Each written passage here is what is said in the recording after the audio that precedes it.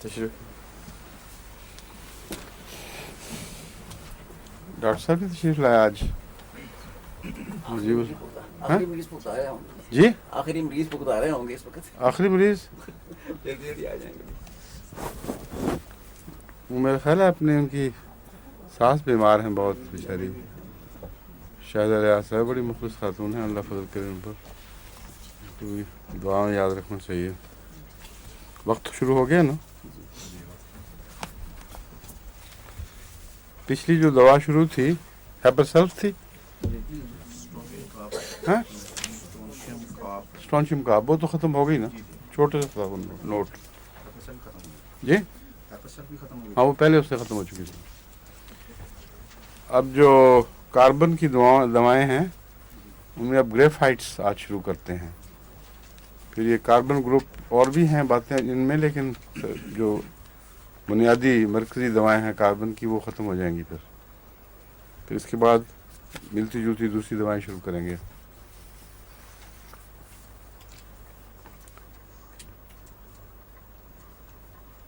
گریفائٹس کے متعلق ایک ایسی بات لکھی ہوتی ہے کتابوں میں جس کو سن کے عورتیں بہت خوش ہوں گی, مگر نتیجتاً کبھی وہ خاص فائدہ میں نے نہیں دیکھا. کہتے ہیں موربڈلی فیٹ, جو جن کی رجحان ہو چربی کے چکتے چڑھے ہوں اور ہر چیز چربی میں تبدیل ہو جائے, اور موٹی بھاری بھرکم عورتوں کے لیے کہتے ہیں بہترین دوا ہے. لیکن پتہ نہیں کس کے لیے ہے, مجھے سمجھ نہیں آئی. لوگوں کو جب میں موٹاپے کی دوائی دیتا رہا ہوں, کا اس میں 200 میں مثلاً دے کے دیکھی ہے, تو کبھی کوئی خاص فائدہ اس کا دکھائی نہیں دیا. یا ہو سکتا ہے پوٹینسی میں فرق کیا جائے تو شاید, کیونکہ لکھنے والوں میں بڑے قابل اعتماد ہومیوپیتھ ڈاکٹرز بھی ہیں. اس لیے موٹاپے میں اس کی کچھ پوٹینسیاں استعمال کر کے دیکھنی چاہیے, اور اگر کسی کے علم میں فائدہ آئے تو بتائیں. مثلا 30 میں نے کبھی استعمال نہیں کی, میں ہمیشہ اس کو 200 میں ہی یا اوپر استعمال کرتا رہا ہوں. اور 1000 میں بھی موٹاپے کے لیے ٹرائی نہیں کی, صرف 200 ہی کی ہے. اس کے بدلے بعض اور دوائیں موٹاپے کی استعمال کی ہیں جو بہت مفید ہیں. ضمناً ان کا ذکر کر دیتا ہوں اس وقت. ایک ان میں ہے فائٹولاکا بیری, لیکن ایک اور فائٹولاکا ہے جو گلے کے خراب گلے, گٹھلیوں وغیرہ کے لیے اور بہت سے امراض میں بہت کام آتا ہے. وہ فائٹولاکا بیری نہیں ہے, اس لیے احتیاط کرنی چاہیے, کیونکہ وہ الٹ اثر رکھتی ہے. فائٹولاکا موٹا کرتی ہے, وہ جو دوسرے سلیم مجھے دیکھ کے ہنس رہا ہے, بتاتا ہوں کیا بات ہے. فائٹولاکا بیری میں نے جن کو بھی دی ربا میں اور باہر, وہ خدا کے فضل سے اس سے بڑا فرق پڑتا ہے. مجھے ایک خط ایک دن ملا کہ آپ نے مجھے فائٹولاکا بیری لکھے تھے, میں نے لی ہے اور مجھے بہت فائدہ پہنچا. اور ایک خط ملا بڑے شکوے کا کہ میں تو اور بھی موٹی ہو گئی ہوں اور مصیبت پڑ گئی ہے. تو اس کو سلیم نے نسخہ دیا تھا. میں نے پھر سلیم سے پوچھا کہ تم فائٹولاکا بیری دیتے ہو یا دوسرا, کہ نہیں میں تو دوسرا فائٹولاکا دیتا ہوں. اس فائٹولاکا میں یہ صفت ہے کہ گلے کے غدود وغیرہ سوجے ہوں, اور عام خراب گلے میں بھی عموماً بہت مفید ہے. میں آگے فائٹولاکا پڑھاؤں گا آپ کو. اور وہ غدودوں کو کم کر کے تو جسم کو صحت بخشتی ہے. بعض کینسرس غدودوں میں بھی مفید ہے. اس لیے اگر غدود کھا رہے ہوں ساری طاقت کو, جب وہ غدود کو صحت بخشے گی تو جو طاقت ریلیز ہوتی ہے وہ جسم میں استعمال ہوتی ہے. ضروری نہیں کہ اس سے موٹاپا وہ چربی کا ہو, بلکہ صحت مند موٹاپا آئے گا اگر اس سے آئے گا تو. یعنی جو پروٹینز بند ہوئی ہیں وہ بنے گی, مسل میں جان پڑ جائے گی, تو اس کا جو موٹاپا ہے ویسے کوئی بہت کوئی نقصان دہ چیز نہیں ہے. مگر جنہوں نے मोटापे का इलाज कराने के लिए फाइटोला का मंगाओ, उसको सलीम दूसरा फाइटोला का दे दे, तो उस बेचारे का तो शिकवा जायज़ होगा। फिर वज़न बाकायदा करके एक वाक़या नहीं, वो 2-3 हुए हैं। कल ही मेरे पास एक मरीज़ा तशरीफ लाई थी, उन्होंने भी यही शिकवा किया कि मुझे तो लोग छेड़ रहे हैं, तो अच्छी दवाइयाँ खा रही हो कि पहले से ज़्यादा मोटी हो गई हो, मगर सेहत अच्छी है। तो मालूम होता है उनके भी गुदूदों में तकलीफ़ होगी, उसको ये फाइटोला का मोटा करता है। और जो बेरीज़ हैं ये पतला करती हैं, ये तो इसमें कोई शक नहीं है, और बहुत इस्तेमाल की है। लेकिन पहले मैं 6 में या 3 वगैरह में छोटी ताकत में दिया करता था, अब मेरा ख्याल है 30 में भी इस्तेमाल करके देखूं। जो बहुत पतले हो, उन्हें मोटा करना हो तो उन्हें ये फाइटोला का ना ना, वो फाइटोला का एहतियात ही रखो बाबा। हाँ, हो सकता है उसको सलीम बेरी दे दे। फाइटोला का वैसे मोटा करने की दवा नहीं है, मगर अगर गुदूदों की वजह से जिस्म के तवानाई का रुख बदल गया हो और बीमारी की तरफ माइल हो गया हो, उसको जब वो ठीक करेगी तो तभी बात है वो तवानाई जिस्म के इस्तेमाल में आएगी और काम में आएगी। तो वो और किस्म का मोटापा है। पतले दुबले मरीज़ों की और दवाएं हैं, आमतौर पर फेरम फास, किलकेरिया फास, काली फास का कम्बिनेशन में देता हूँ, तो बच्चे बहुत नुमाया फ़र्क पड़ता है बच्चों पर। और बड़े भी हैं जो सूखे, वो भी इस्तेमाल कर सकते हैं, बड़ों को भी मैं देता हूँ ये। मगर और भी कई दवाएं हैं, नक्सवामी का भी ये रुझान रखता है निस्बतन कुछ मोटा करने का। सल्फ़र और नक्सवामी का दोनों अगर दिए जाएं तो कई मरीज़ जो बड़ी देर से सूखे चले आ रहे थे वो मोटे होने शुरू हो गए। तो मगर अब इसलिए मुझे अब फिक्र पैदा हो गई है कि कहीं आप लोग सल्फ़र और नक्सवामी का इस्तेमाल ना छोड़ दें कि मोटा करती है। इस पहलू से दवाओं को देखें ही ना कि मोटा करती है, सेहत बख्शती है। और अगर बीमारी के नतीजे में कोई सूखा हुआ है तो ऐसे सूखेपन को क्या करना है, उसको नॉर्मल होने दें। वो जो मोटापा आएगा उसका अगर हद से बढ़ने लगे उसका इलाज हो सकता है, लेकिन खामखा मोटापे के डर से दवाइयाँ छोड़नी नहीं चाहिए। ग्रेफाइट्स के मुतालिक मैं बता रहा था कि ये मोटे को पतला करने के लिए अक्सर किताबों में नुमाया तौर पर दिखाई देगी, रेपर्टीज़ में भी इसका नाम लिखा होगा, लेकिन मेरे तजर्बे में कोई इसका फ़ायदा नहीं हुआ। दूसरी बात मैं ज़िमनन बता रहा था कि फाइटोला का है एक मोटे को पतला करने वाली बेरी। दूसरी एक दवा है फ्यूकस। फ्यूकस से ज़्यादा तेज़ दवा मोटापे को कम करने के लिए और कोई मैंने नहीं देखी। तीर बहदफ के तौर पर काम करती है, लेकिन नहायत ख़तरनाक है, इसलिए उसके बारे में एहतियात लाजिम है।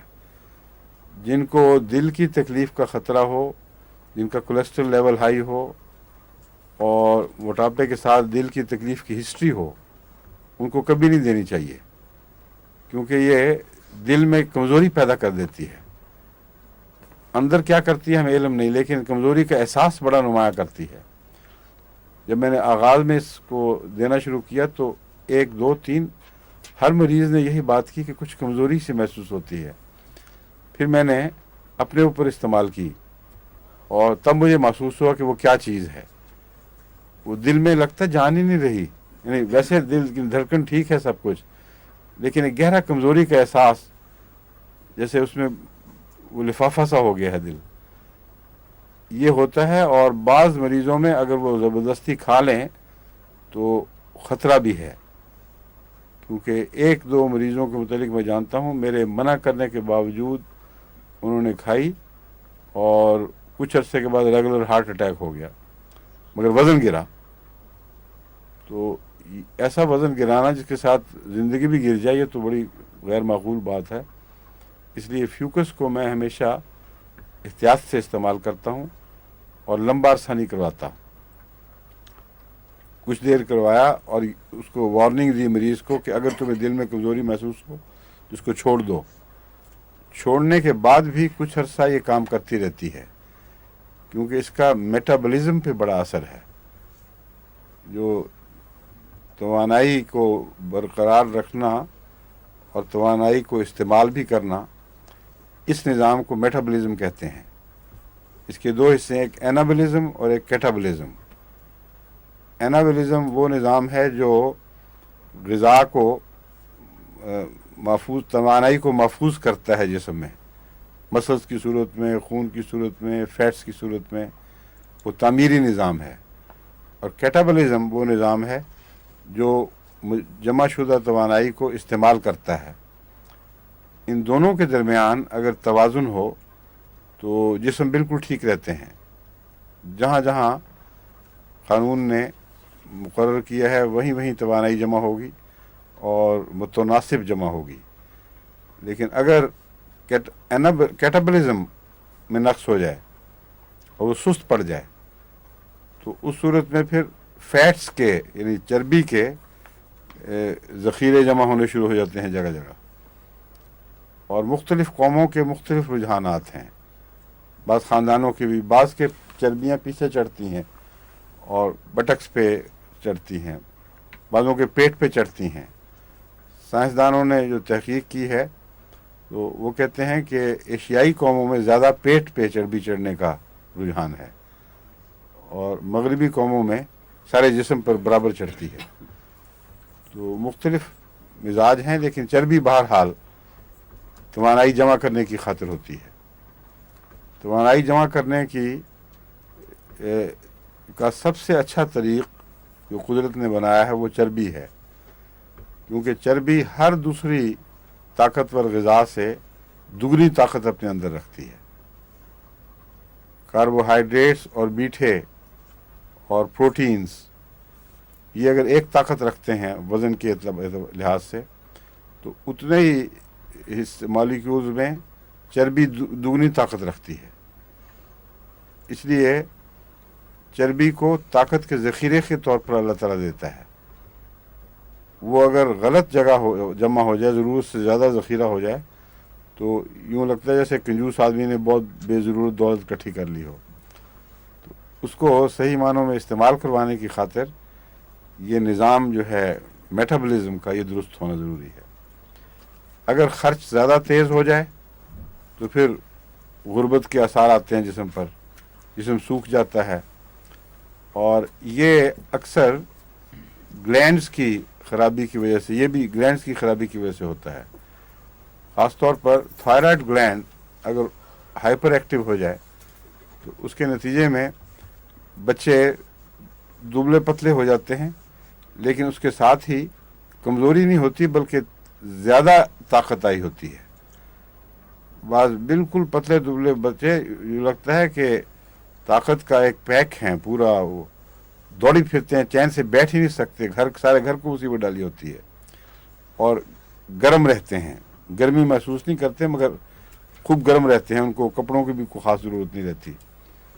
इसका मतलब यह है कि बसा औक़ात ज़्यादातर सूरतों में उनका ये जो थायराइड ग्लैंड है ये एक्टिव हुआ है। आयोडीन अगर किसी को खिलाई जाए तो उससे भी यही इलामतें पैदा हो जाती हैं। इसलिए ऐसे बच्चों के थायराइड ठीक करने के लिए आयोडम बेहतरीन दवा है।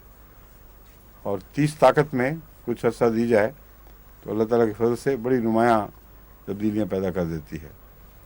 तो सब अमराज की नौइयत को समझें, उनके ताल्लुकात को समझें, तो फिर मरीज़ देख के कोई ज़्यादा लंबा अरसा तहक़ीक़ की ज़रूरत नहीं रहती।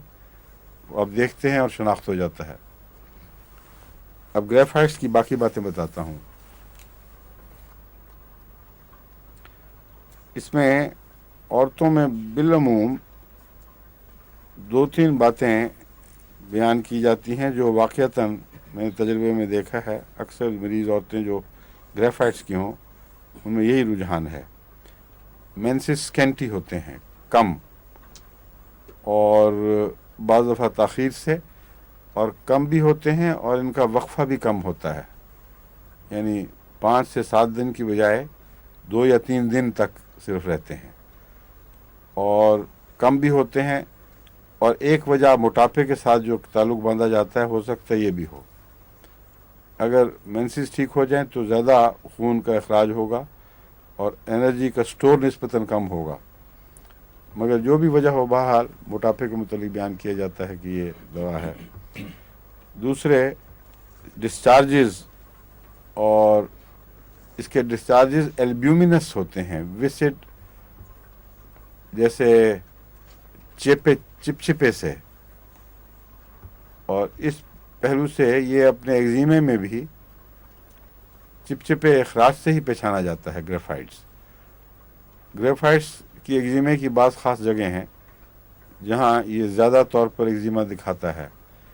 ایک کانوں کے پیچھے اور سر کے بعض حصوں میں بھی، پھر کونیوں پر، ہاتھوں میں، جوڑوں پر، اور وہاں جہاں بھی اس کا ایگزیما ہوگا اس میں چپچپا سا مادہ ضرور نکلتا ہے، اور وہ پھر نکل کے پھر وہ تہہ بناتا ہے اوپر، چپچپا مادہ جم کر.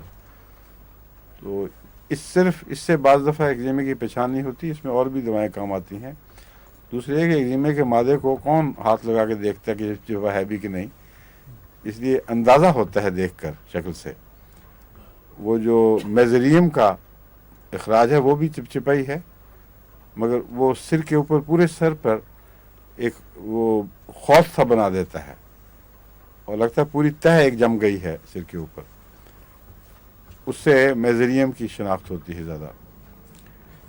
مگر گریفائٹس کا بالعموم آپ دیکھیں کہ ایگزیمے میں کام آتا ہے، کیونکہ میں نے بعض بچوں کے علاج میں دیکھا ہے بعض دفعہ 1 یا 2 یا 3 دوائیں بار بار دینی پڑتی ہیں، ورنہ وہ مرض قابو نہیں آتا. ایسے خطرناک بعض بچوں کے ایگزیمے ہوتے ہیں جلد چھوٹی عمر میں ہی، کہ سارا جسم بھر جاتا ہے اور وہ کھجلا کر اپنے آپ کو خون کر لیتے ہیں، اور سارے گھر کے لیے ایک مصیبت ہے. دیکھنا بھی ان کے ساتھ تکلیف میں جاگنا اور برداشت کرنا بہت مشکل کام ہے، اور بچے بیچارے زیادہ بتا بھی نہیں سکتے. اور ان کے ایگزیمے کی شکل گریفائٹ سے بھی ملتی ہے، سورائنم سے بھی ملتی ہے، اور زیادہ گہری بیماری اندر متفن ہے. اکثر ایسے ایگزیموں میں پہلے تو بالکل میں ناکام ہوا کرتا تھا، کچھ سمجھ نہیں آتی تھی. پھر میں نے سلیشیا کے متعلق سوچا کہ اس کو ساتھ اس میں شامل کرنا چاہیے علاج میں. سلیشیا جتنی دفعہ دی ہے ایسے بچوں کو، بلا استثناء اندر سے پھوٹ کے مواد نکلا ہے، اور اتنا پختہ ہے یہ سلیشیا کا اثر کہ جن کو دی ہیں ان کے بعد مائیں ان کی فوراً پہچان لیتی ہیں. سلیشیا دینے سے پہلے ان کو پتہ ہوتا ہے کیا ہوگا، اور خوب پھوٹ کے نکلتا ہے. اس کو پھر صاف کرنے کے لیے یا سورائنم کام آتی ہے یا گریفائٹس. سورائنم دیں تو اس کو کچھ خشک کر دیتی ہے، مگر سورائنم خشک کرنے کے بعد بعض دفعہ پھر مرض کا صفایا نہیں کر سکتی، تو خشکی میں ایک کھجلی پیدا ہو جاتی ہے، پھر بچہ چھیلتا ہے. لیکن تسکین ضرور دیتی ہے، وقفے لمبے ڈالنے لگ جاتی ہے. یہاں تک کہ جس بچے کو ساری رات نیند نہیں آتی تھی اور انگریزی گہری دوائیں دے کر زبردستی سلانا پڑتا تھا، ان کو نارمل طریقے پر اسی کمبینیشن میں، پہلے سلیشیا، اس سے مرض نکلا باہر، پھر سورائنم، اس سے وہ سکون ملتا ہے، پھر وہ سونے لگ جاتا ہے. بعض دفعہ 6-8 گھنٹے تک بھی اس کو نیند آنے لگ جاتی ہے. پھر وہ بیدار ہوتا ہے، پھر اس کو اسی قسم کے اخراج نکلتے ہیں، اور سلیشیا بہت دہرائی بھی نہیں جا سکتی. ایسی صورت میں گریفائٹس بھی ایک مددگار دوا کے طور پر کام آتی ہے اور کچھ اثر ضرور دکھاتی ہے. تو اس طرح بعض دفعہ جب اونچی طاقت دینی پڑے اور بار بار دینی ہو، مجبوری ہو، تو بہتر یہی ہے کہ بعض ملتی جلتی دواؤں کو ایک دوسرے کے مددگار کے طور پر استعمال کریں، اور بیچ کے وقفوں میں دوسری دوا دے دیں. ایسے بچوں میں بعض دفعہ جب بے چینی بڑھ جائے تو آرسنک کی بھی ضرورت پیش آ جاتی ہے، اور 1000 طاقت میں آرسنک بہت اچھا اثر دکھاتی ہے. وہ بے چینی کے لیے بھی اچھی ہے اور خشک ایگزیمے کے لیے بھی. آرسنک کا ایگزیما خشک ہے، بس جب وہ خشکی کی طرف مائل ہو اور بے چینی ہو، اور بدن میں بعض دفعہ بتاتی ہیں گرمی کا بے احساس کپڑے اتار کے پھینکتا ہے، وہ بظاہر آرسنک کے خلاف ہے، یعنی اس کے باوجود آرسنک کام کرتی ہے۔ میں اس لیے کہہ رہا ہوں کہ آرسنک میں جلن تو ہے لیکن سردی بھی ہوتی ہے، اور ایسے بچے جو ایگزیمے کے شکار ہیں یہ بالعموم سردی کو پسند نہیں کرتے، نہیں گرمی کو پسند نہیں کرتے۔ تو آرسنک میں نے اس کے باوجود دے کے دیکھی ہے، جس کا مطلب ہے کہ آرسنک کا پورا کیس نہیں تھا، لیکن انٹر ڈوز کے طور پر ایسے بچوں میں وہ کام کر جاتی ہے۔ بے چینی کا جو حصہ ہے اس کا اتنا نمایاں ہے کہ بعض دفعہ گرمی کے احساس کے ساتھ بھی یہ بے چینی، یعنی واقعتاً جسم گرمی محسوس کر رہا ہو تب بھی آرسنک کام کرتی ہے، مگر یہ ان کے عارضی کنارے کے استعمالات ہیں۔ صحیح استعمال آرسنک کا وہی ہوگا جب سارے مریض کی تصویر اس کے بنیادی نقوش کے ساتھ ظاہر ہو، پھر دوسروں کے سہارے لینے پڑتے ہیں تو معمولی، لیکن اصل دوا آرسنک ہوگی۔ یہ جو معاملات میں زیر بحث لا رہا ہوں ان میں اصل دوا سلیشیا ہے، کیونکہ خون میں گہرے فاسد مادے موجود ہیں اور ان کے نکالے بغیر ایسے ایگزیمے ٹھیک نہیں ہو سکتے۔ بس سلیشیا اگرچہ ایگزیمے کی دوا کے طور پر کوئی نمایاں مذکور نہیں ہے، مگر جسم کے فساد کے اعتبار سے یہ بہترین دوا ہے، اور جہاں ایگزیمے فاسد مادوں کے ساتھ مل جائیں وہاں ایگزیمے والی دوائیں ناکام ہو جاتی ہیں، کبھی اکیلی کام نہیں کرتی۔ ابہار اور پانی کا نکلنا اس میں رسٹاکس بڑی نمایاں چیز ہے، لیکن ایسے بچوں میں رسٹاکس میں نے دیکھا ہے اس کی اگریویشن زیادہ دیر تک چلتی ہے اور خطرناک ہوتی ہے بعض دفعہ۔ جب تک رسٹاکس کا واضح کیس نہ ہو، محض پانی کے اخراج سے جو معمولی ہو رسٹاکس نہیں دینی چاہیے۔ ہاں جب چھالے بڑے بڑے ہوں، اور بعض مریض ایسے میں نے دیکھے ہیں جن میں ہاتھ وہ لپیٹ کے رکھتے ہیں، اتنا پانی بہتا ہے، ویپنگ ایگزیما جس کو کہتے ہیں، وہ صحیح رسٹاکس کی تصویر ہے۔ ایک ایسی عورت، غریب عورت تھی جو بیچاری گھر کے کام سے معذور تھی، کہتی میں گھر میں روٹی نہیں پکا سکتی، بچے ہیں، خامند ہے، توفیق نہیں ہے کسی نوکر کو رکھیں، اور بڑی عذاب کی حالت ہے، دوسرے کام تو میں کپڑے لپیٹ کے کر لیتی ہوں لیکن روٹی نہیں پکا سکتی۔ تو اس کو میں نے 1000 کی رسٹاکس کی ایک خوراک دی، کیونکہ ویپنگ ایگزیما نظر آ رہا تھا، اور دوسرے تیسرے دن آ کے اس نے کہا کہ بہت تکلیف بڑھ گئی ہے۔ میں نے کہا 1 ہفتہ انتظار کرو۔ 1 ہفتے کے بعد آئی تو بہت نمایاں فرق تھا، وہ کپڑا اتار کے دکھایا، بہت دبے ہوئے سے اور مزمحل سے زخم تھے۔ اس کو میں نے کہا 1 دفعہ میں اور دوں گا، پھر شاید بھڑکے، پھر 1 خوراک اور دی، پھر کچھ بھڑک کے جلدی بیٹھ گئی، اور 2 یا 3 ہفتوں میں اللہ کے فضل سے اس نے دوبارہ روٹی پکانی شروع کر دی، کوئی تکلیف نہیں ہوئی پھر۔ تو دواؤں کے مزاج کو پہچان کر جو دوا دی جائے اصل وہی علاج ہے، لیکن یہ خیال کر لینا کہ ہر مرض کا لازماً ایک ہی علاج موجود ہے، یہ خوش فہمی ہے، کیونکہ ہمیں کیا پتہ اگر ہے تو وہ ہمارے علم میں بھی ہے کہ نہیں۔ بعض دفعہ یہ تو ہو سکتا ہے کہ خدا نے کوئی بنایا ہو اس کا ایک علاج، مگر کیا ضروری ہے کہ خدا کے بنائے ہوئے سارے علاج ہمارے علم میں آ چکے ہوں؟ اس لیے اپنی لا علمی کے نتیجے میں مریض کو تکلیف نہیں دینی چاہیے، یہ سمجھ لینا چاہیے کہ ہو سکتا ہے ایک ہو، ہمیں علم میں نہیں ہے۔ اس لیے ملتی جلتی 1، 2 یا 3 دواؤں کے استعمال سے اگر مرض ٹھیک ہوتا ہے تو تجربے سے آہستہ آہستہ آپ کو علم ہوگا کہ بہت عقل والا طریق ہے، مناسب طریق ہے، لیکن یہ چھٹا نہیں ہے، کیونکہ ایک علامت دوسرے میں بدلتی ہے، پھر آپ علاج کرتے ہیں، پھر وہ پہلے کی طرف واپس آتی ہے، پھر وہ تیسرے میں بدلتی ہے، تو آپ علامت کے ساتھ ساتھ سفر کر رہے ہیں، لیکن چھٹا اور چیز ہے، اس میں تو پتہ نہیں کہ کیا ہے، کٹھی 4-5 دوائیاں پھینک دیں۔ تو یہ وہ گریفائٹس ہے جو ایگزیموں میں بھی بہت مفید ہے۔ ذاتی طور پر اگر اس کا کیس ہو تو اکیلا کافی ہے، ورنہ ملے جلے ایگزیموں میں جہاں انفیکشنز بہت ہوں وہاں گریفائٹس مددگار کے طور پر استعمال ہوتا ہے۔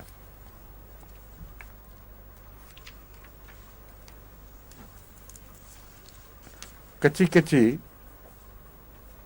جلد کے اوپر तहें सी कच्ची जगह बन जाती हैं। जिस तरह सोराइसिस में जब वो शुरू हो रहा हो तो सुर्खी, कच्ची सी सुर्खी आती है जो बड़ी नज़र को तकलीफ देती है, उसमें से फिर मादा उभर कर वहाँ खुश्क तहें जमनी शुरू हो जाती हैं और वो मोटा और भद्दा होना शुरू हो जाता है।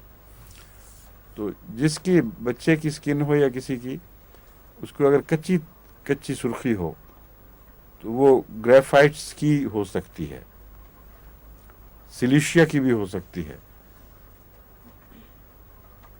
और ग्रेफाइट्स की पहचान ये होती है कि उसमें खुश्क, उन्हें खुश्क नहीं बल्कि तर विसिड मादा निकलता है। और सिलिशिया में जब आप उसको सिलिशिया दें ऐसे मरीज को, तो वो एकदम जख्म को उभारेगी और अंदर से पानी वानी निकालेगी, हालांकि नॉर्मली ये नहीं करती। इस क्लिनिकल तजर्बे से सिलिशिया पहचानी जाती है और अमूमन उस वक्त जहन में आती है जब एक मर्ज़ है जो रिस्पॉन्ड नहीं कर रहा दवाओं को। अस्पतालों में भी जा चुका है बच्चा, दूसरी जगह भी दिखा चुके हैं, मगर वो जो कच्ची सी सुर्खी है यूँ लगता है जैसे पैदाइशी है और ज़िंदगी का हिस्सा बनेगी, और उसमें फोड़े निकलते हैं, फिर कहीं कहीं से मवाद फूट के वो जगह फूल जाती है।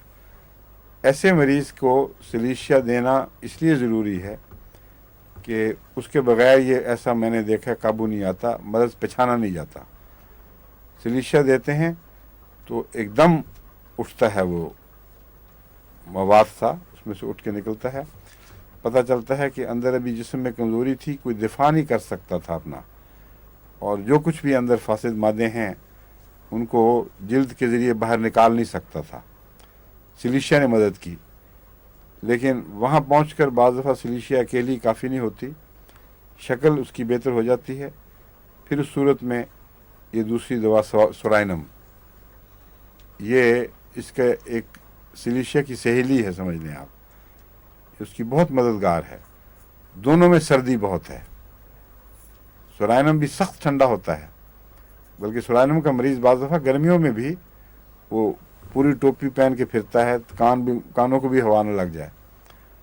और आपने देखे होंगे बाद लोग जो ज़रा सी हवा चले तो ओवरकोट पहन लेते हैं, वो सोराइनम के मरीज़ हो सकते हैं अगर वो सूखे हुए बदबूदार जिस्म रखते हों, क्योंकि सोराइनम में बदबू भी पाई जाती है, यानी मैले बदबूदार जिस्म जिनसे इंसान की तबीयत ज़रा थोड़ा सा घबराती है, सोराइनम उनके लिए मुफीद है। मगर सिलिशिया और सोराइनम दोनों का चोली दामन का साथ है, दोनों के मिजाज में मिलते हैं, दोनों असर में बहुत गहरे हैं, इनसे आप फ़ायदा उठा सकते हैं। सिलिशिया के ज़ख्मों को सोराइनम खुश करता है और कुछ सुकून देता है। अगर ठीक ना कर सके तो फिर सिलिशिया देनी पड़ेगी।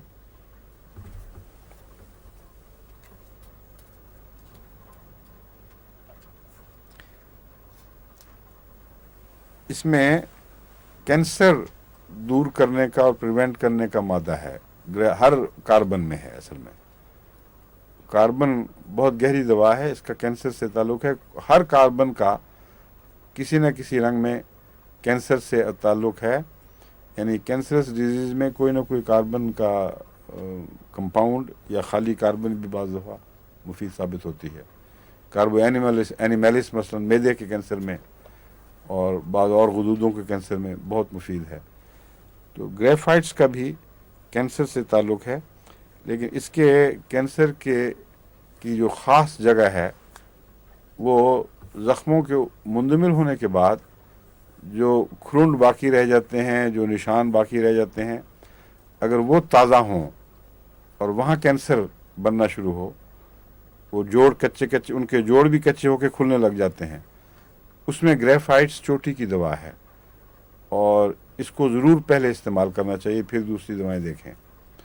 बाद लोगों का ऑपरेशन होता है कैंसर का, ऑपरेशन के बाद ज़ख्म मुंदमिल हो गया, उसी ऑपरेशन के जो जोड़ हैं वो हरे होने लग जाते हैं और कैंसर के अंदर से, मुंदमिल कैंसर के अंदर से एक कैंसर फूटता है। उसके लिए ग्रेफाइट्स आगाज़ में दी जाए और ऊंची ताकत में देनी चाहिए, 1000 में 200 या उससे ऊपर दी जाए तो इसको रिपीट किया जा सकता है जब तक इसका असर ज़ाहिर ना हो।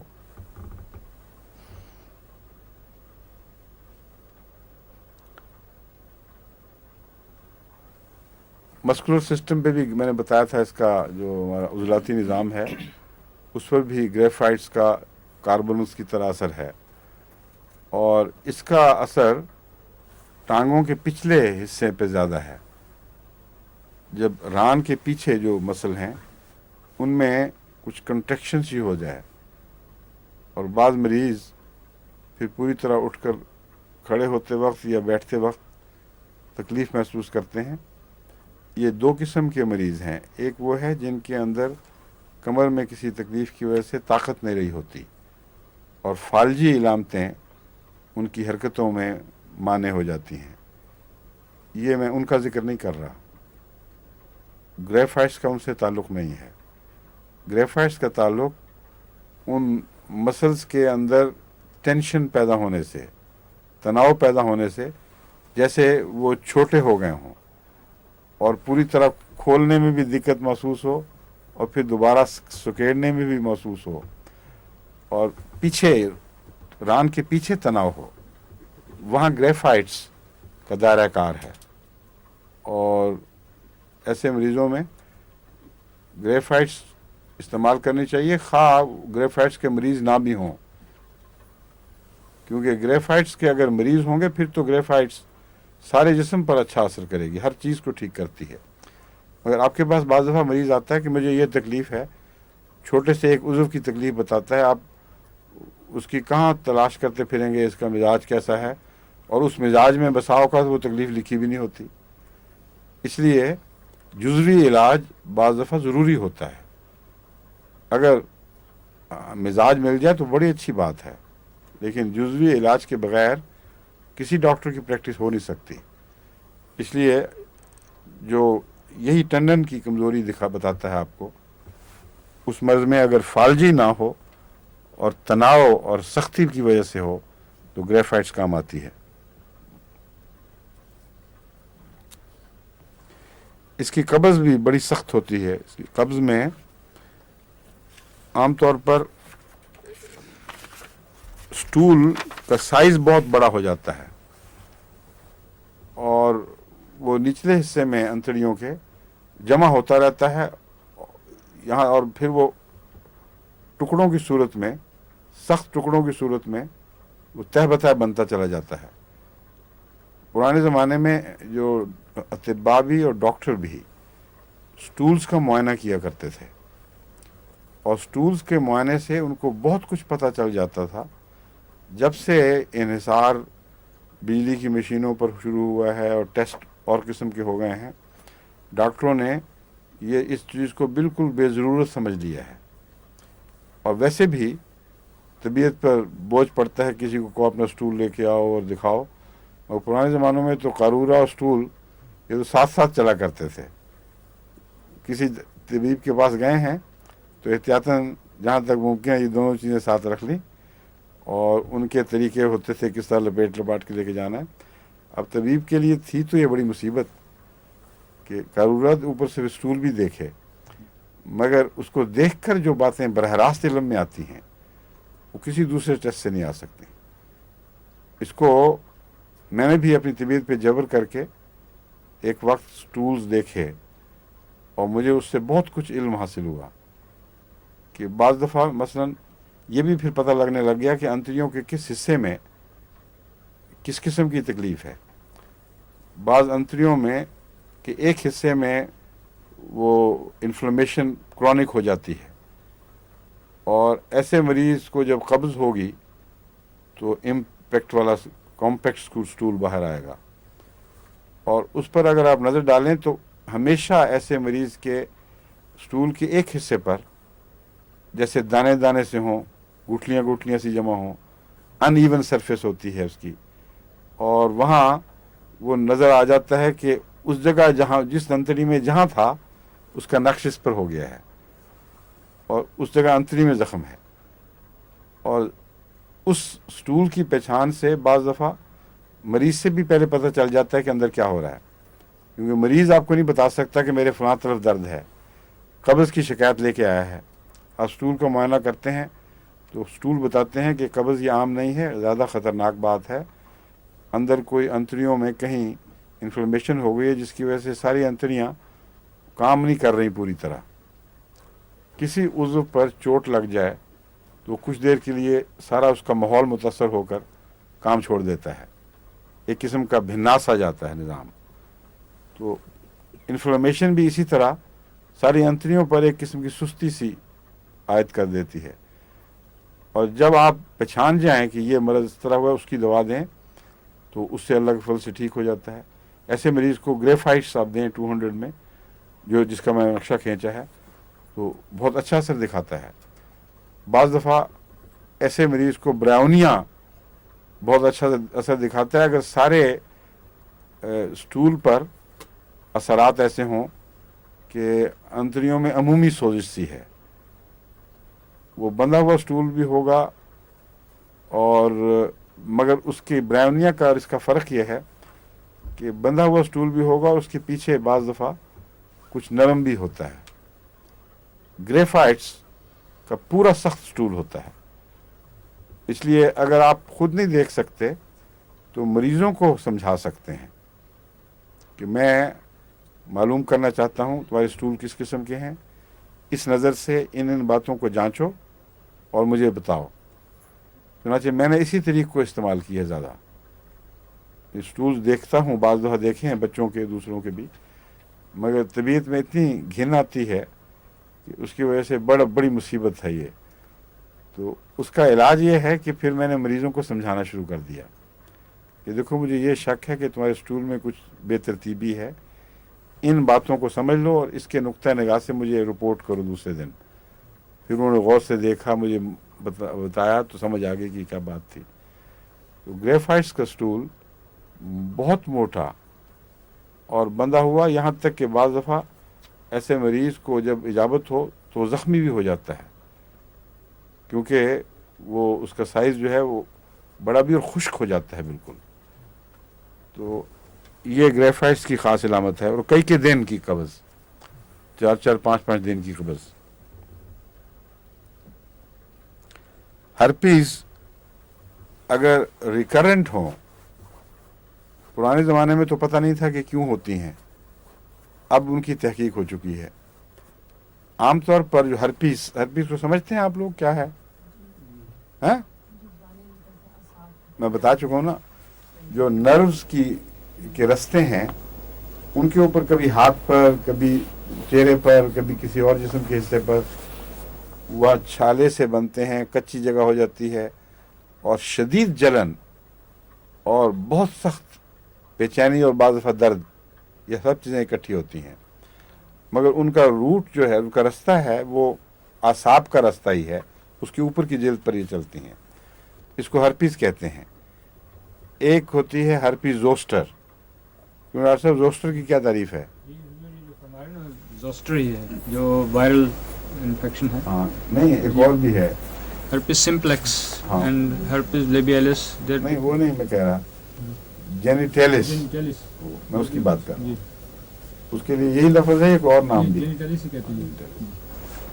وہ جو وینیریل ڈیزیز ہیں، یعنی جنسی بیماریاں، ان میں اب پچھلے 20-25 سال میں جو سب سے زیادہ تکلیف دہ بیماری ڈاکٹروں کے علم میں آئی، جس کا ان کے پاس کوئی علاج نہیں ہے، وہ ہرپیز جینیٹیلس ہے۔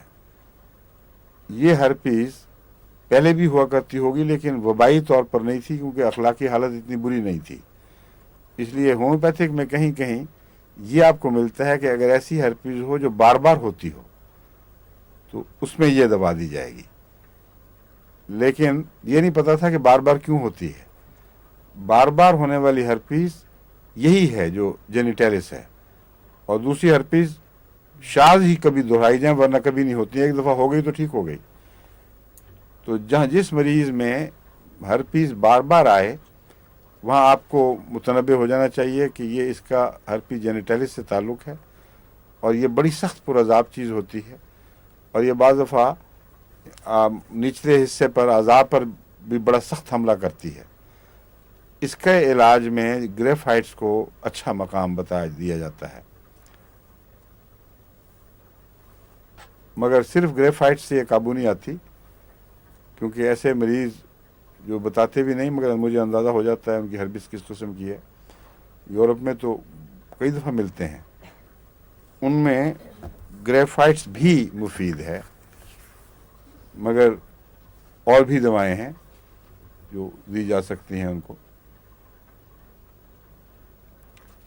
जो टकसाली का नुस्खा मैंने हर्पीज़ में, हर किस्म की हर्पीज़ में इस्तेमाल करके देखा है, आपको बताया था क्या क्या था। एक उसमें आर्निका है, एक लीडम है और एक आर्सेनिक।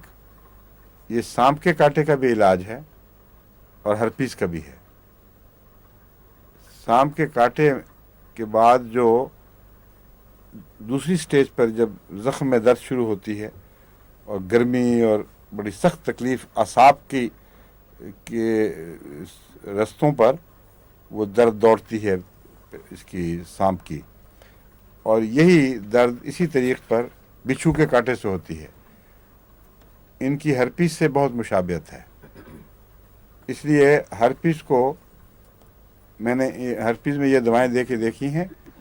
बाज़ दफ़ा तो जादू का सा असर करती हैं। हैरत के साथ मरीज़ 2-3 दिन में आके कहता है कि मुझे तो डॉक्टर ने डराया था कि 3 महीने ज़रूर रहेगी, लेकिन ये तो 3 दिन के अंदर ठीक हो गई। तो उसके बाद दवा बंद नहीं करनी चाहिए। जब वो ठीक हो जाए तो वक्फ़ा लंबा कर दें, लेकिन देते ज़रूर रहें, क्योंकि ये बीमारी फ़ौरन पीछा नहीं छोड़ती। असाब में उसकी कमज़ोरी का एक असर रह जाता है। आप समझें ठीक हो गई, लेकिन उसकी जल्दी इलामतें दबी हैं, अंदर कुछ असर होता है, फिर वो दोबारा बाहर आ जाती है। इसलिए वक्फे से ये दवाएं जारी रखें यहाँ तक कि पूरा इत्मीनान हो जाए कि मरीज़ कुल्लियतन शफायाब हो गया।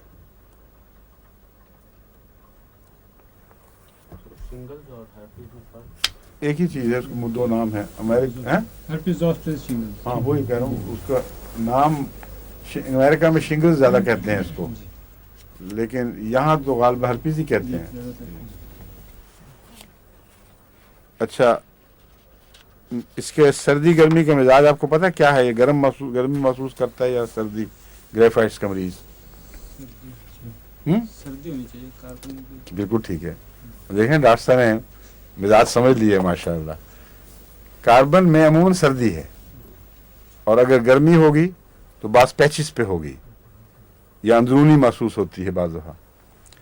तो ये सर्द मरीज़ है, और इस पहलू से ये सिलीशिया और सुराइनम की तरह का सर्द मिजाज कहलाया सकता है, काफ़ी सर्द मिजाज है। तो मैं जब इनके कम्बिनेशन बनाता हूँ कि किस मरज़ में इनको इकट्ठा इस्तेमाल किया जाए, वहाँ ये मिजाज मेरे मददगार बन जाते हैं। बीच में मैं मसलन ऐसे मौके पर सल्फ़र की तरफ भी ख्याल जाता है, लेकिन वो नहीं देता, क्योंकि सल्फ़र उलट असर करती है। इसलिए एक ही तरह हम मिजाज दवाएं अगर बारी बारी दी जाएं तो वो ज़्यादा मुफीद हैं और एक दूसरे के साथ मुताबिकत रखती हैं।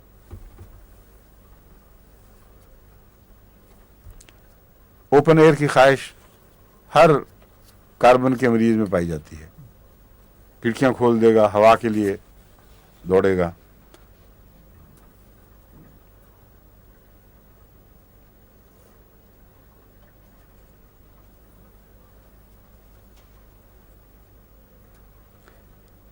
लेकिन कार्बन में एक ना, इस कार्बन में ग्रेफाइट्स में एक इस्तिस्ना है। इस्तिस्ना सिर्फ इसमें नहीं, गालबन बाज़ सूरतों में कार्बोवेज में भी मिलता है ये। मगर हवा हो, जिस्म खूब गर्म हो लिहाफों के अंदर, लेकिन चेहरे पे ठंडी हवा के झोंके पड़ें, ये ग्रेफाइट्स की ख़ास सी इलामत है। यानी ड्राफ्ट इसको बुरा नहीं लगता, मगर बाज़ दवाओं में तो ड्राफ्ट बर्दाश्त ही नहीं होता। उनमें कौन सी सबसे नुमायाँ है? सुराइनम। सुराइनम का मरीज़ हवा का झोंका भी बर्दाश्त नहीं कर सकता, उसके सारे जिस्म में तकलीफ शुरू हो जाती है। اور بھی کئی ہیں جو ڈرافٹس کے سے سینسٹیو ہیں. بعضوں کو چھینکیں شروع ہو جاتی ہیں، مثلا سیبرڈیلا کے مریض کو ڈرافٹ سے چھینکیں شروع ہو جاتی ہیں. ہیپر سیلف کے مریض کے لیے بھی ڈرافٹ مضر ہے. لیکن گریفائٹس کا مریض ہوا کے ٹھنڈے جھونکے کو پسند کرتا ہے جبکہ جسم گرم ہو.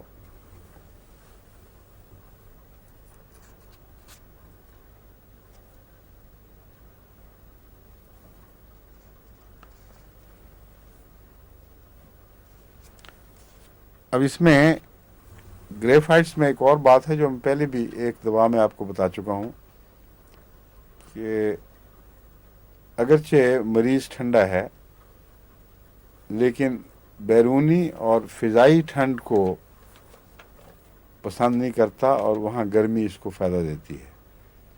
لیکن جسم کے اندر کی گرمی جب ریلیز ہو اور میٹابولزم کے ایکٹیو ہونے سے یا کیٹابولزم کے ایکٹیو ہونے کی وجہ سے گرمی ریلیز ہو، وہ اس کو نقصان پہنچاتی ہے.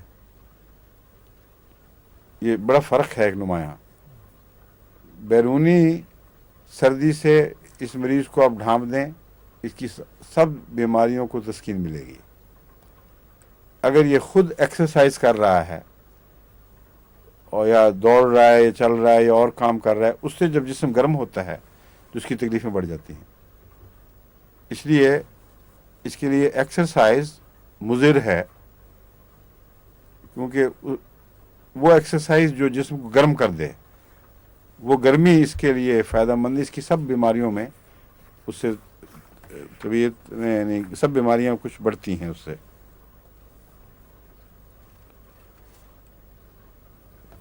کینٹ نے لکھا ہے کہ نمنس کا استثناء ہونا چاہیے اس میں. گریفائٹس کی سب بیماریاں جسم کی حرکت سے جو گرمی پیدا ہوتی ہے اس سے بڑھتی ہیں سوائے نمنس کے. جو سونے کا احساس ہے وہ ٹھیک ہو جاتا ہے. یعنی جلد میں چونکہ سرکولیشن ہوتی ہے اس لیے قدرتاً اس کو فائدہ پہنچتا ہے، مگر باقی چیزوں میں تکلیف پہنچتی ہے.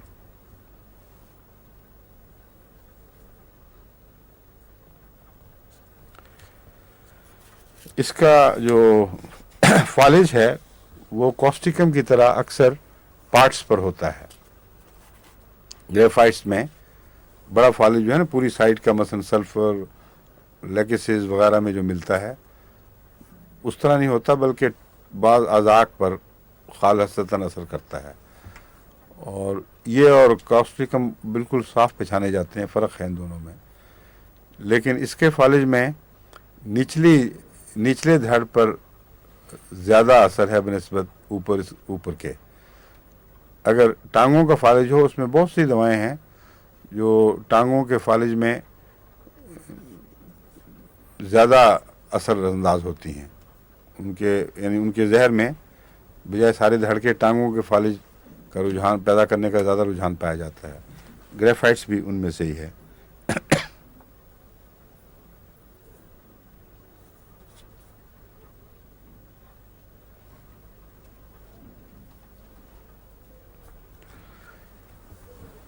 ایپیلیپسی بہت مشکل مرض ہے، لیکن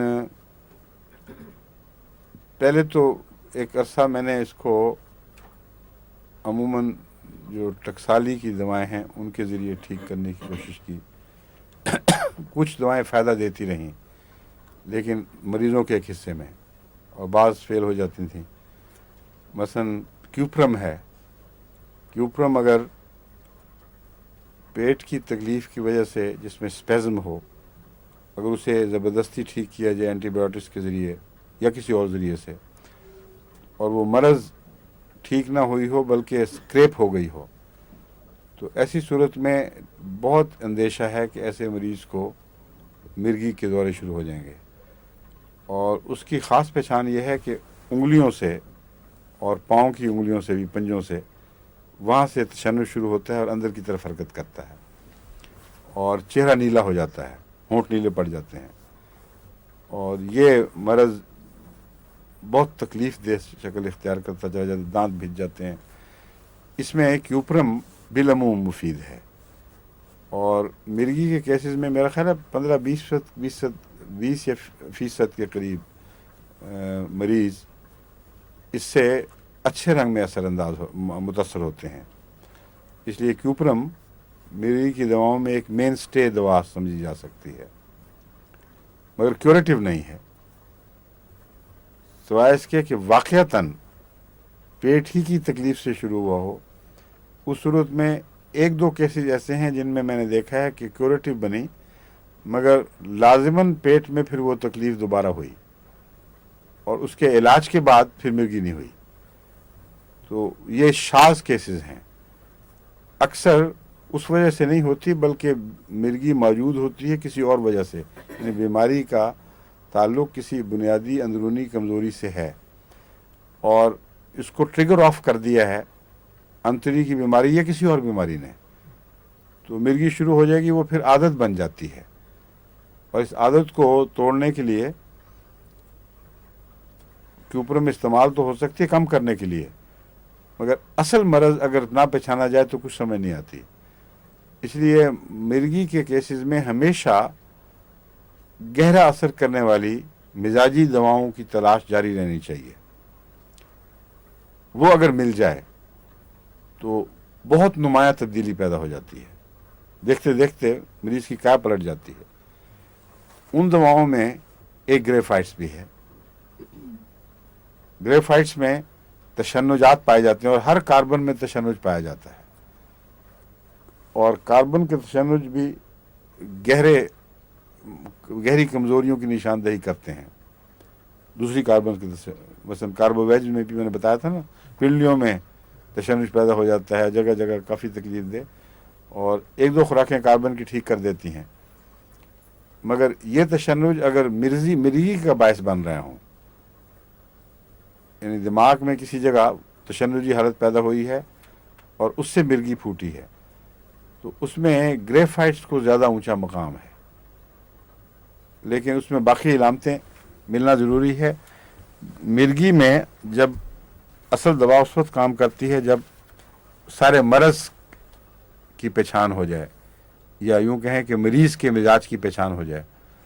तो ग्रेफाइट्स में ये खूबी है कि अगर ये काम करेगी तो फिर गहरा काम करेगी और ज़्यादा इम्कान है इस बात का कि मरज़ जड़ से उखड़ जाएगी, या इतनी मामूली हालत में फिर बाकी बात फैला जाती है कि वही दवा उसको कभी कभी देने से शाज़ के तौर पर कभी दौरा पड़ता है।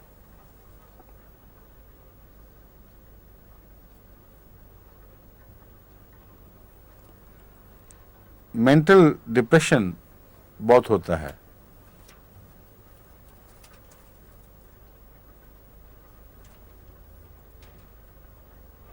लेकिन मेंटल डिप्रेशन से मरज़ का पहचानना बड़ा मुश्किल है, क्योंकि डिप्रेशन की बीमारी तो इतनी आम है कि हर कसम आगस आके आपको यही कहे कि बड़ा डिप्रेशन है, मगर इसमें भी डिप्रेशन पाया जाता है।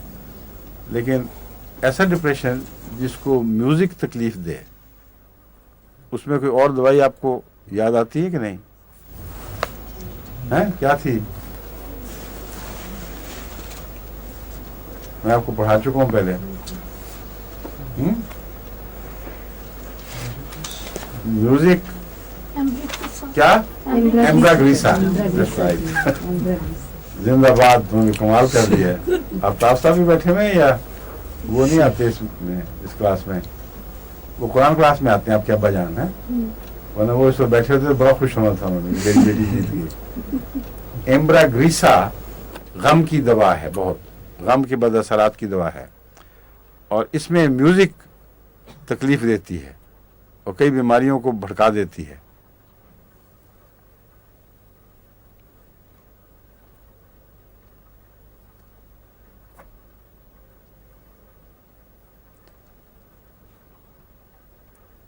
इसका पैरालिसिस बाज़ दफ़ा आगाज़ में सारे जिस्म पर हो जाता है और फिर कहीं एक तरफ बैठता है ग्रेफाइट्स में, और इसकी पहचान ये होती है कि वो अचानक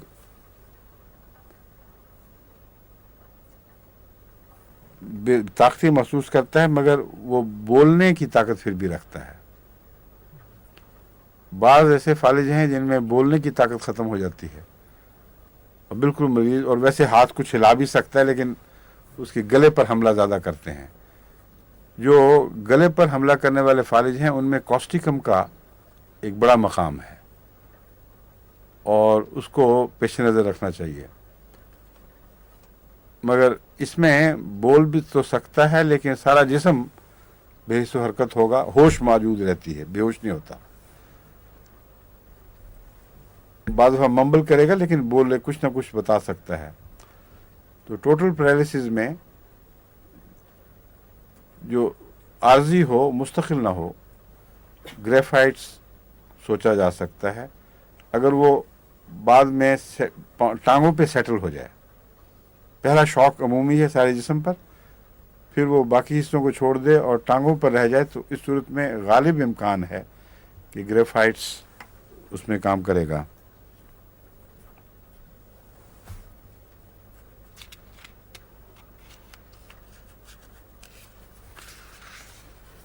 रात के वक्त दिमाग की एक्टिविटी बहुत ज़्यादा हो, यहाँ तक कि नींद में हायल हो जाए, इसमें कौन सी दवाएं आपके जहन में आती हैं? अनिका और बेलाडोना भी, नक्सवामिका भी, पैसिफ्लोरा भी और ग्रेफाइट्स।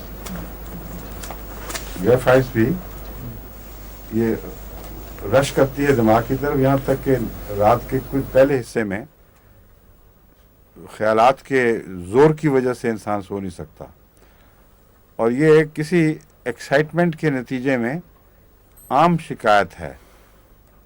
मगर अगर किसी एक्साइटमेंट के बग़ैर बेवजह महसूस हो कि मैं सो नहीं सकता और तबीयत बिल्कुल ठीक हो तो फिर कौन सी दवा होगी? नक्सवानी का भी कभी हमेशा कोई पस मंज़र होता है, कोई मैदा खराब हुआ है या और कोई ऐसी चीज़। ये आदमी बहुत बातें हुई हैं, उस दिन मजलिस लगी हुई है, चुगलियाँ हो रही हैं और उसके बाद सोच रहे हैं कि पता नहीं किसने क्या सोचा और क्या हुआ। वो ऐसे तफक्कुरात जो फिर बाद में औरतों को घेरते हैं, उनमें नींद उड़ जाती है। तो उसका इलाज मैंने बताया उन दवाओं में है। एक है कि बिल्कुल ठीक ठाक लेकिन नींद नहीं आ रही, कॉफ़ी। याद रखें ये कॉफ़ी की खास अलामत है। बिल्कुल सेहत का एहसास होता है, जिस्म हल्का फुल्का ठीक ठाक और नींद बिल्कुल नहीं आ रही, करवटें बदलने कोई तकलीफ ही नहीं हो रही, वो कॉफिया है। और अगर ये कॉफ़ी की वजह से हो फिर नक्सवामी का है। अगर कॉफ़ी की वजह से ना हो तो फिर कॉफ़ी इलाज है इसका, समझे?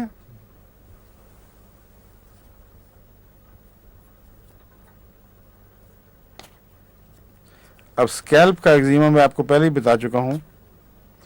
ये लिखता है ऊजिंग होता है, ग्लूटेनस होता है, कानों के पीछे भी होता है और उसमें वो भी पड़ते हैं, घाव से भी पड़ जाते हैं इसके एक्जिमे में। कान के पीछे एक्जिमा होगा तो कहीं कहीं घाव दिखाई देंगे।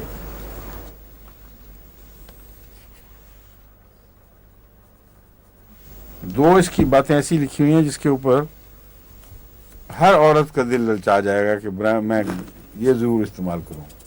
एक गंजापन, बाल बहुत झड़ते हैं, दूसरे मोटापा नहीं मर्द तो उसी तरह अटेंड लिए फिरते हैं बेचारे, उनको खतरा नहीं। औरत के बाल झड़े तो बाकी बहुत तकलीफ देती है। खत ज्यादा मर्द लिखते हैं कि हम गंजे हो रहे हैं। अच्छा जी, होते तो यही है। औरतें बेचारी शर्म के मारे लिखती नहीं, इतना उनको तकलीफ होती है इस बात से कि बात दबा के बैठ जाती हैं। मगर मेरा तो तजुर्बा यही है कि मर्द जो गंजे हों वो उसके साथ ही रह जाते हैं, उनको इतनी ज़्यादा शर्म नहीं है, टोपी जो पहन और टोपी पहन लेते हैं। खतरा जो है ना ज़्यादा, जिसमें जान निकलती है वो औरत का है, जी, वो ये तो बड़ा सख्त घबराती है और जायज़ बात है उसकी। मैं तो मुत्तफिक हूँ 100%। उनको ग्रेफाइट्स बड़ी अच्छी लगेगी, कम से कम सुनना इसका बड़ा अच्छा लगेगा। ग्रेफाइट्स में लिखा है कि ये मोटापे का भी इलाज है और बाल के झड़ने का भी।